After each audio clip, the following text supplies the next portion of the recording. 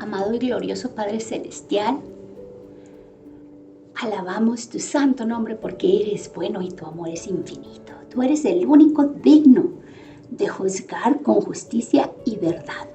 Tu sabiduría es perfecta y tu misericordia no tiene límites.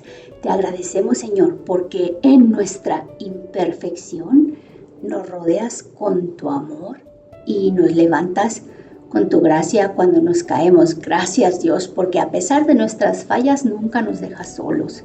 Eres nuestro refugio constante, nuestra ayuda en momentos de debilidad, y te alabamos por tu paciencia con nosotros. Te agradecemos por guiarnos siempre con tu Espíritu Santo, que nos corrige con ternura y nos muestra el camino de la vida, Padre.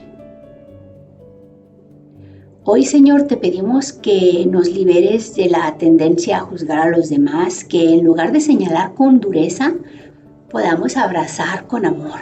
Haznos sensibles a la necesidad de ver a cada persona como tú nos ves, con un valor eterno y un alma digna de compasión.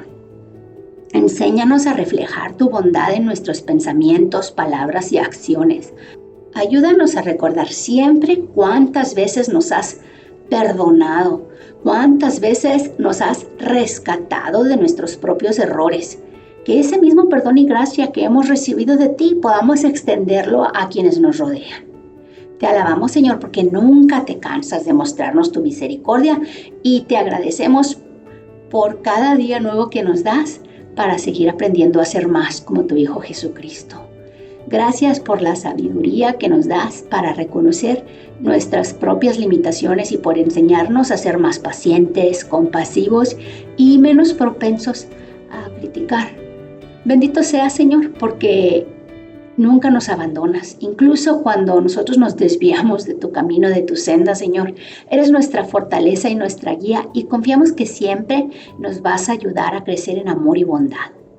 Padre, que cada paso que demos podamos alabarte con nuestra vida, con nuestra actitud y con nuestro corazón, que podamos ser un testimonio de tu amor a los demás, mostrando compasión donde antes había juicio y extendiendo gracia donde antes había dureza.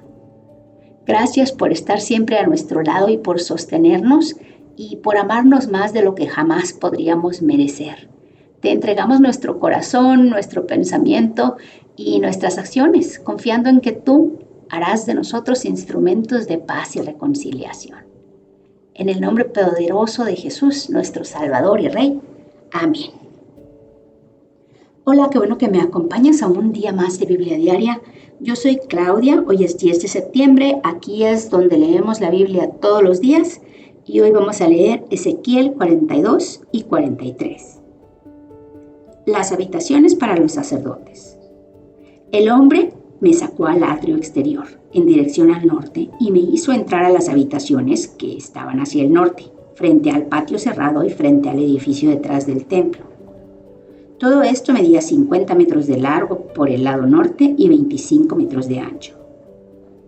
Frente a los 10 metros del atrio interior y frente al enlosado del atrio exterior, había en los 3 pisos unas galerías, las cuales quedaban frente a las otras. Frente a las habitaciones había un pasillo interior de 5 metros de ancho y 50 de largo. Las puertas de las habitaciones daban al norte. Las habitaciones del piso superior eran más estrechas que las del piso inferior y las del piso intermedio, porque las galerías les quitaban más espacio a las de arriba. Las habitaciones en el tercer piso no tenían columnas como las habitaciones del atrio, y por eso eran más estrechas que las del piso intermedio y las del piso inferior. Había un muro exterior que corría paralelo y de frente a las habitaciones del atrio exterior, el cual medía 25 metros de largo. Las habitaciones que daban al atrio exterior medían 25 metros, mientras que las que daban al frente del templo medían 50 metros. A las habitaciones del piso inferior se entraba por el atrio exterior, es decir, por el este. Por el lado sur, a lo largo del muro del atrio, frente al patio y frente al edificio detrás del templo, había unas habitaciones. Tenían un pasillo frente a ellas, como el de las habitaciones de la parte norte. A su vez, tenían la misma longitud, el mismo ancho, las mismas salidas, las mismas disposiciones y las mismas entradas. Bajo las habitaciones que daban al sur, frente al muro que daba al este, que era por donde se podía entrar a ellas, había una entrada al comienzo de cada pasillo. El hombre me dijo: las habitaciones del norte y del sur que están frente al patio son las habitaciones sagradas. Ahí es donde los sacerdotes que se acercan al Señor comerán las ofrendas más sagradas. Allí colocarán la ofrenda de cereal, la ofrenda por el pecado y la ofrenda por la culpa, porque el lugar es santo. Cuando los sacerdotes entren ahí, no saldrán al atrio exterior sin dejar antes las vestiduras con que ministran, porque esas vestiduras son santas. Antes de acercarse a los lugares destinados para el pueblo, deberán vestirse con otra ropa. Cuando el hombre terminó de medir el interior del templo, me hizo salir por la puerta que da al oriente y midió todo el contorno. Tomó la vara para medir el lado oriental y midió 250 metros. Después midió el lado norte y también medía 250 metros. Luego el lado sur, 250 metros. Luego se volvió hacia el lado oeste y lo midió, 250 metros. El hombre tomó las medidas de los 4 lados. La zona estaba rodeada por un muro que medía 250 metros de largo por 250 metros de ancho. Este muro separaba lo sagrado de lo profano. La gloria del Señor vuelve al templo. Entonces el hombre me llevó a la puerta que da al oriente, y vi que la gloria del Dios de Israel venía del oriente, en medio de un ruido ensordecedor, semejante al de un río caudaloso, y la tierra se llenó de su gloria. Esta visión era semejante a la que tuve cuando el Señor vino a destruir la ciudad de Jerusalén y a la que tuve junto al río Quebar. Me incliné rostro en tierra, y la gloria del Señor entró al templo por la puerta que daba al oriente. Entonces el Espíritu me levantó y me introdujo en el atrio interior, y vi que la gloria del Señor había llenado el templo. Mientras el hombre estaba de pie a mi lado, oí que alguien me hablaba desde el templo.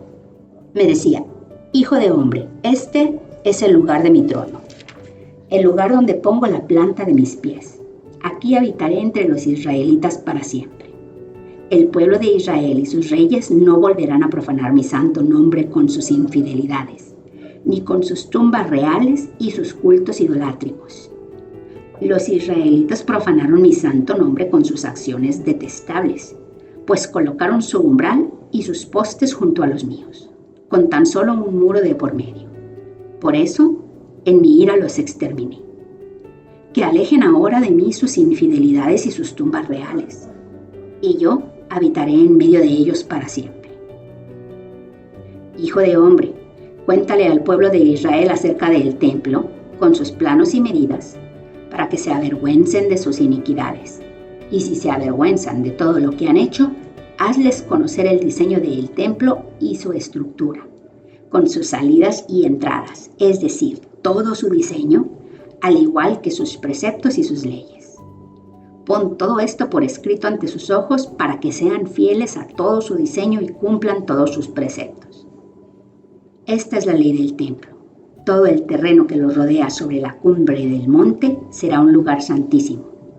Tal es la ley del templo. El altar. Estas son las medidas del altar.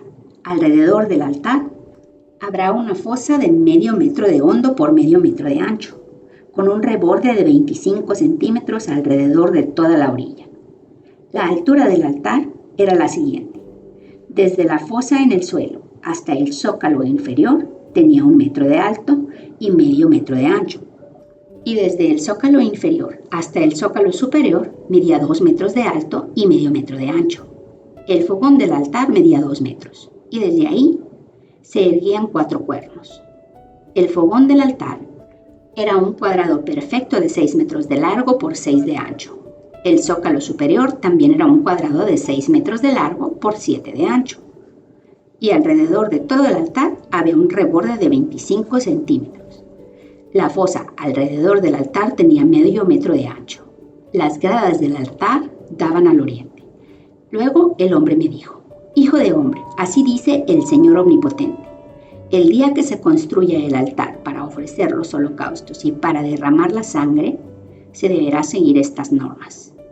A los sacerdotes levitas descendientes de Sadoc que se acercan para servirme les darás un ternero para que lo ofrezcan como sacrificio por el pecado, lo afirma el Señor Omnipotente.